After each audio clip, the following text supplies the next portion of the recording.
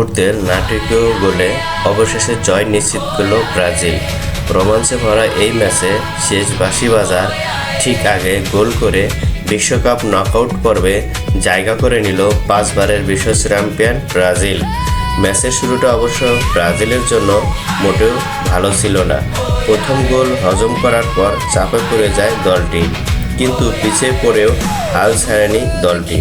পুরো ম্যাচটি জুড়ে একের পর এক আক্রমণ করে জাপানের রক্ষণভাগকে ব্যস্ত রাখে তারা। দ্বিতীয়ার্ধে ব্রাজিল আরও বেশি আক্রমণাত্মক হয়ে ওঠে, একের পর এক সুযোগ তৈরি করলেও জাপানের ডিফেন্স সুদক্ষভাবে লড়াই করে ম্যাচটাকে শেষ মুহূর্ত পর্যন্ত টেনে নিয়ে যায়। তবে যোগ করার সময় 94 মিনিটে আসে সেই মাহেন্দ্রক্ষণ। সুদক্ষভাবে ব্রাজিলের আক্রমণভাগ এক পাশ থেকে বল জড়িয়ে দেয় জালে। মুহূর্তের মধ্যেই উল্লাসে মেতে ওঠে